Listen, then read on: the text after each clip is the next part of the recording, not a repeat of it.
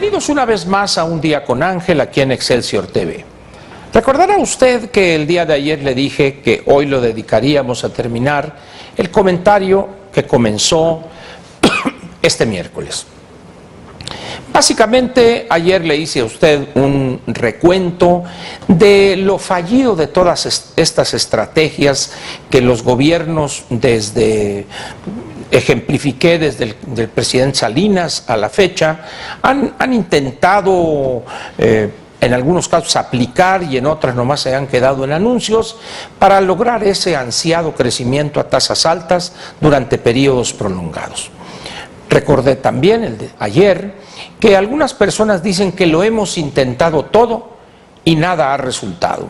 Hoy vamos a hablar de cuál es esa vía correcta o diría incluso la única posible para que este país pueda crecer, para que su economía pueda crecer, para que atraigamos más inversión, los montos anuales que necesitamos, 45,000, 50,000 millones de dólares de manera sostenida, creación de 800, 900,000 empleos formales mínimo, hasta posiblemente 1,000,000, para darle empleo a todos los nuevos entrantes al mercado laboral, de acuerdo a nuestra composición demográfica actual, etcétera, etcétera. Vayamos pues al tema. Yo primero le pediría a usted que considerase esto que le digo a continuación.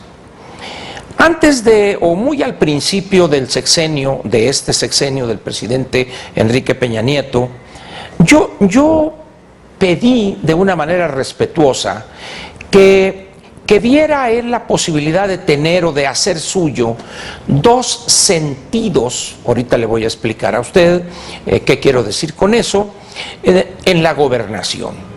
Uno de ellos es el sentido de la urgencia y el otro es el sentido de la historia. Yo considero que un verdadero gobernante con talla de estadista debe de tener estos dos elementos, estos dos sentidos.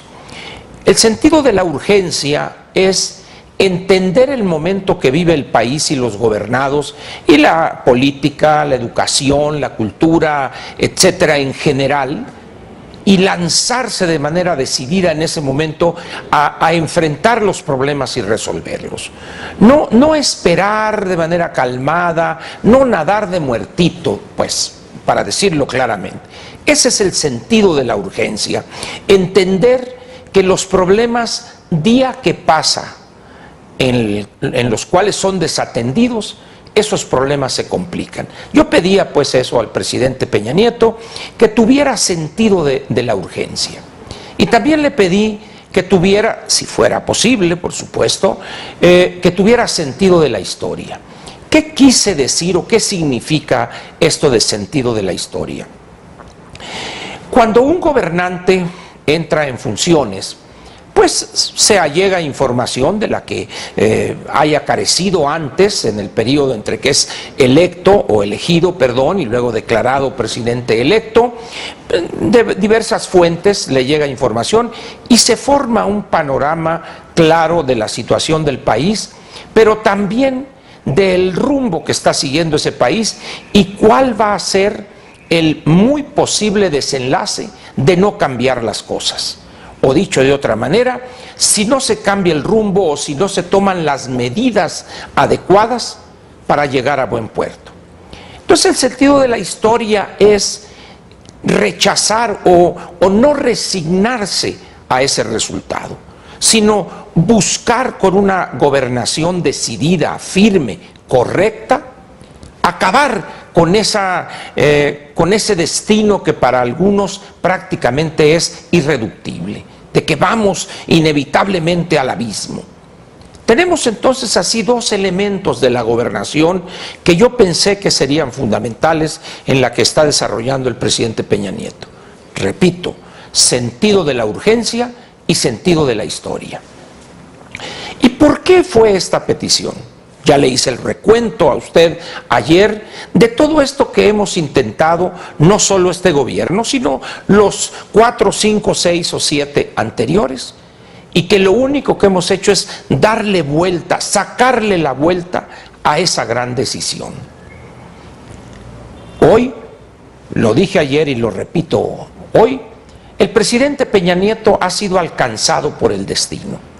Este país no puede esperar más. ¿Cuánto tiempo vamos a seguir aguantando esta situación que vemos diariamente hoy en el país? Actividades con un bajísimo nivel de productividad, una serie de reformas que urgen al país y que las vemos detenidas o por la mentalidad anquilosada digna del siglo XX en los años 30 del siglo pasado, de no pocos legisladores, o por las querellas internas de algunos partidos, se retrasa la toma de decisiones en materias legislativas. ¿Cuánto tiempo vamos a aguantar? ¿Cuánto tiempo podrá aguantar el país una situación así? ¿Cuánto tiempo podrá aguantar este país con un sistema educativo en el desastre completo? ¿Cuánto tiempo vamos a poder nosotros aspirar a incorporar a los graduados de las universidades públicas y privadas con una preparación pésima? Por supuesto están las honrosas excepciones, que son eso, excepciones, donde nuestros graduados son casi monolingües, casi hablan, casi escriben y casi leen el español. Todas estas cosas juntas nos podrían orientar a este punto que les señalo aquí. ¿Cuánto más podemos aguantar? De ahí la petición al presidente de hacer suyo el sentido de la urgencia y el sentido de la historia. Los 4 presidentes que lo antecedieron y él, o al menos su equipo, se han dedicado a cosas, si no secundarias, no las verdaderas. Ya le di a usted un ejemplo el día de ayer, donde tenemos a un gobernante de la entidad, que no entidad constitucionalmente hablando, que se dedica a hacer actos políticos repartiendo recetarios de cocina. Donde tenemos a otro secretario que anda en actos públicos, donde actúa más como si fuera un rockstar que un alto funcionario. Y así le puedo dar una lista interminable de altos funcionarios que andan más preocupados por el 2018 y su probable destino y acomodo en esa fecha fatídica, que realmente en hacer suyos junto con el presidente el sentido de la historia y el sentido de la urgencia para plantear la vía, la única vía que nos puede sacar adelante. ¿Cuál es esa vía?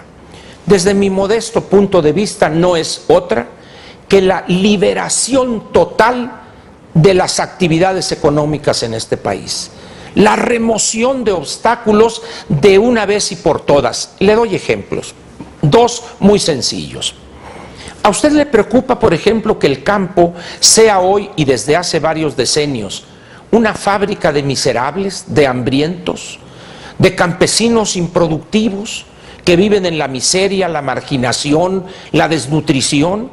Decenas de millones, 20, 26, 28 millones de campesinos, que los más afortunados se iban a los Estados Unidos y otros menos afortunados, pero más afortunados que los que se quedan en las zonas rurales, se vienen a engrosar las zonas de miseria en las urbes, en las áreas metropolitanas del país, y andan vendiendo chicles, mal tocando un instrumento en las esquinas, generando la lástima del que pasa por ahí que les dé una moneda.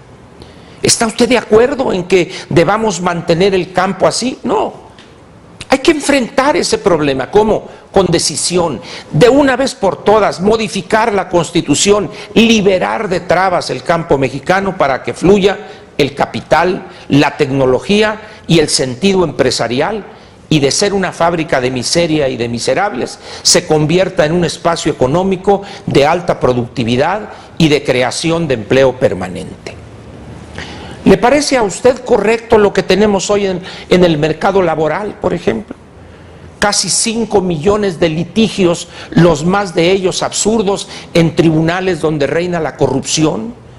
¿Cuántos reportajes no ha leído usted de grupos de golpeadores que se dedican a vender su fuerza, no de trabajo, su fuerza de golpes, para desanimar a los que van a demandar a alguna empresa en las meras puertas de las juntas de conciliación?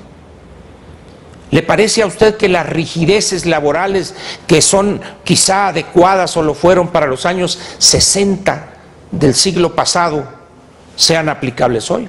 No. Y así le puedo dar cientos de ejemplos.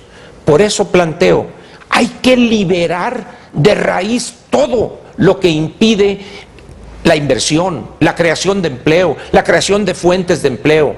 ¿Cómo es posible que seamos el único país en el planeta con una legislación absurda en materia de energía? Vea usted el espectáculo hoy con las leyes secundarias en materia de telecomunicaciones. Ya prácticamente se acabó el periodo ordinario y esto significa que el segundo año de este gobierno, el efecto práctico de esas reformas está perdido. ¿Es posible seguir así? ¿Qué no debería el Ejecutivo hacer suyo ese problema y con un sentido de la urgencia y de la historia enfrentarlo y llamar a los ciudadanos, al pueblo de México, a un movimiento para que removamos todo obstáculo, toda piedra que nos impida crecer, modernizarnos, avanzar? No veo otra vía. Es evidente que muchos van a perder sus privilegios y, como diría el clásico, pero el país entero, los decenas de millones de mexicanos tendrían un país más moderno, que atrajere inversión, que creare empleo permanente para millones y millones de jóvenes que salen o que están ahí esperando una oportunidad laboral, no obstante su preparación. No hay otra salida más que liberar esta economía, remover todo tipo de obstáculos, sean la falta de transparencia, el cinismo de los gobernantes, la corrupción extendida. Hay muchos ejemplos exitosos en el mundo. Vamos a tomarlos y que el presidente encabece ese gran movimiento. Contemporizar con esos poderes, con esos políticos que son el obstáculo para el desarrollo, para la modernización, solamente hará, ahora sí, que el destino que la historia nos tiene deparado se cumpla irremediablemente, la debacle. Por eso es mi planteamiento. Hagamos prácticamente un borrón y empecemos con decisión encabezados por el presidente, que tendría claramente asidos los sentidos de la urgencia y la historia, a empezar a construir un nuevo país. Le agradezco su atención aquí en Un Día con Ángel en Excelsior TV y lo espero mañana con algún tema que, como siempre, espero sea interesante para usted. Muchas gracias y buenas noches.